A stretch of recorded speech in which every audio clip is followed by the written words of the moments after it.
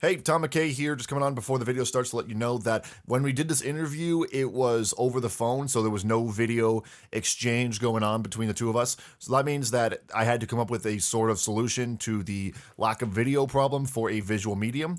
So here's a bunch of poor animation decisions done purely with the Billsbub's character and Photoshop.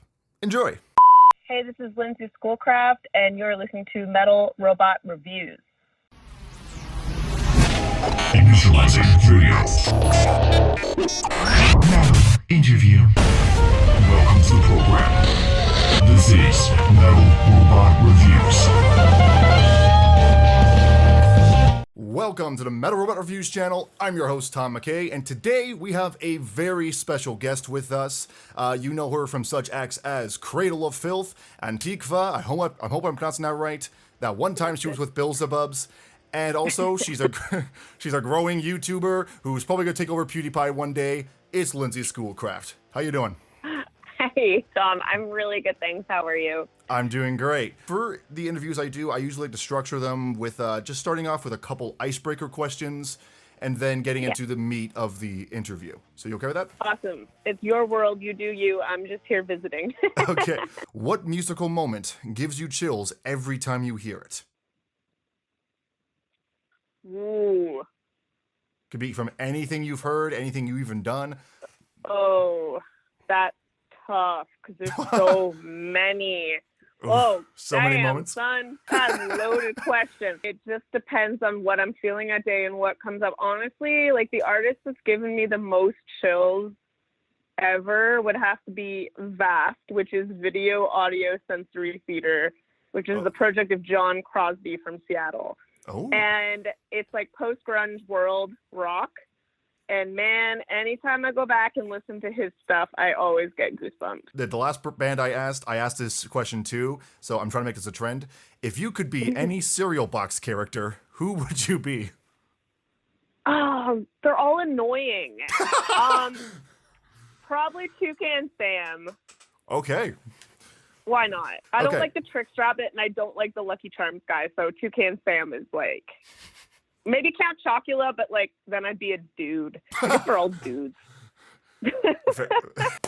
Let's dive into it. So your big thing is that you're a musician with a wide range of musical talents, soaring above the very idea of genre. From your singing voice to songwriting to piano to banjo. That last one was a lie, but let's face it, the people at home probably thought that was real for a second. And now to the flipping harp. That I thought was a very interesting thing when I found out. What made you want to pick up the harp in the first place? There's a few people to blame for that. My dad is Scottish and Irish, so it was inevitable that this was going to happen. The two biggest acts that actually inspired me to play, like it was a calling, like I'd listen to their music, and that's all I'd hear was Bjork, especially the album Vespertine, and then Nightwish. And you know, I could just always hear the harp above like anything off of the album once. Yeah, it's just something that, you know, I wanted to do for a long time. And then I was in school at the time. I bamboozled the government out of a ton of money and said, buy me this harp for my third year folk course, which I never got to because Cradle of Filth took me at a university. What's it like tuning the harp?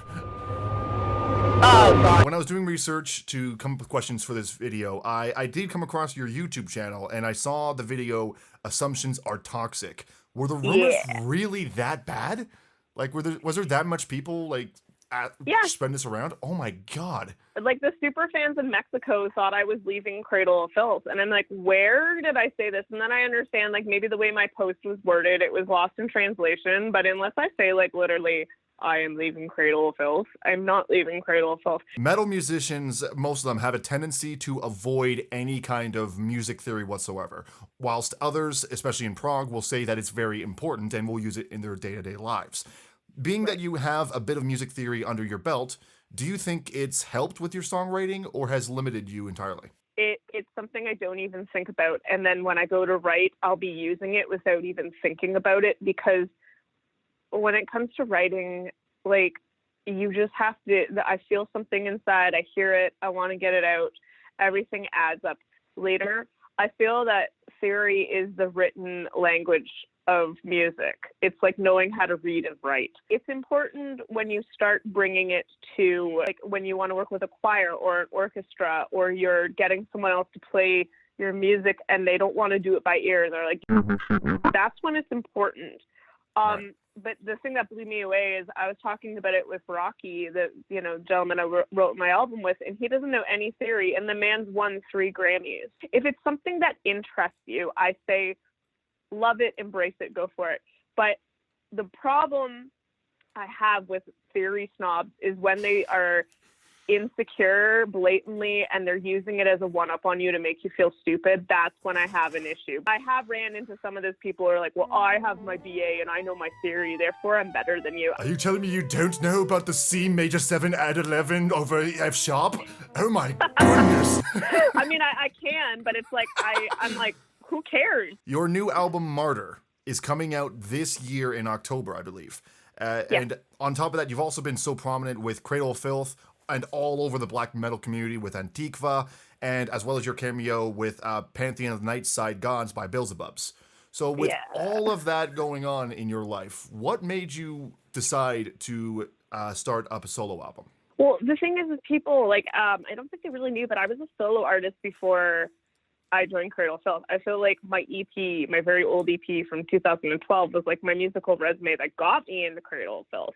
Mm-hmm. So I've always been a solo artist. And I mean, forcing myself to be a solo artist came from the fact that my second band crashed and burned. And I was just like, I don't want to work with you guys anymore. You guys suck and your attitude sucks. And like, I want to move on and just like do this myself. I understand that you are an Evanescence fan and you actually got a chance just a bit. Yeah, just a little bit. You got the chance to work with Rocky. What was that like, being that he's the former drummer? You know, he is just such a cool person. He's very patient and funny and, like, honest. He's just very trusting. Like, he's like, I trust you, and of course I trust him. Like, the man is so established. Mm-hmm. And we had an incredible time. I'm so grateful for him and him taking a chance on me. And, he's on board for future albums too, which just makes me so happy. So would you say working on a solo album is different, or is it similar to working with a band?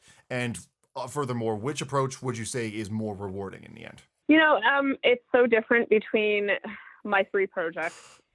Cradle of Filth, I'm a small contributor, where, in my solo, I am the main person. So it's very different. Like, I am the conductor versus a small contributor.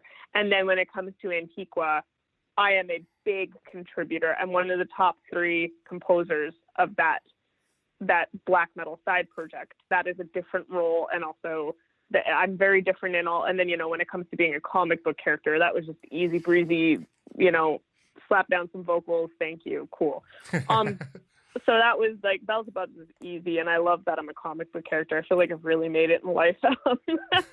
It's very different levels of responsibility and expectations, because there's a certain outline that Cradle's music has to be. It has to be on a certain level, but also a certain sound. Where with my solo, that was just me naturally breathing life into being a singer-songwriter. And then with Antiqua, that is a whole other side of me that people haven't even seen yet. I did have a chance to hear the album, and without giving away my thoughts before I put out a review, it fucking rules. I can say that this is definitely not black metal in the vein of Cradle of Filth or even Antiqua. Do you wonder what fans of your other works would be wondering or thinking when they hit play on this album? A lot of people didn't expect it at first, especially our tour manager in Cradle of Filth. He thought I was going to do like an operatic Chelsea Wolfe thing because of what he saw me do with Cradle of Filth. And I was like, no, there's already a Chelsea Wolfe. There's already these people, and they exist, and that's fine. If they knew that Rocky Gray was on board, they're like, yeah, this is what I expected, Martyr appears to have huge influence from like a sort of gothic atmosphere, and I'm not talking goth like, oh my god, she's so goth, have you seen the black lipstick, the black hair, oh my god. No, not that kind of goth. I'm talking like goth from like the album art being like stained glass effect to even the chants from that opening track. And I was getting major Notre Dame vibes, and I've never even been there. That is insane. Was that something that you were intending to have happen? Well, yeah. Last question. Sure. So, seeing as this is your first solo album aside from the EP, and your work with the other projects obviously isn't going anywhere. No, seriously, it's not going anywhere, YouTube. Stop asking. Should we expect another solo outing in the future? Yeah, absolutely. I have all the songs for the next album mostly demoed. It's just me wanting to give this album the launch it deserves, since I am doing it independently. And then once this album's out there and, you know, people are happy and owning their copy, then I really want to just give myself like a month to start, no distractions, working on the next set of songs with Rocky and whoever else is involved, because I always have one little side person here and there on the song. So yeah, it's coming, definitely. I want to do a follow-up. And I mean, it was really funny when I listened to Martyr back in the studio with Tyler. I was like, okay, so we have like 2.5 heavy songs and the rest are like slow and sad. So for the next album, I plan to bring the heavy. And I can't fucking wait for that. Whew. All Cheers. right. Well, thank you so much for sticking around for this call. Yes, of course. Thank you so much for your time. I really appreciate it. I had a lot of fun. I hope the video does well. For YouTube, thank you so much for watching this video. And if you liked the video, make sure to subscribe. Pick up Martyr October 7th, 2019. Thanks so much for watching. I'll see you in the mosh pit next time. Have a good night. Bye.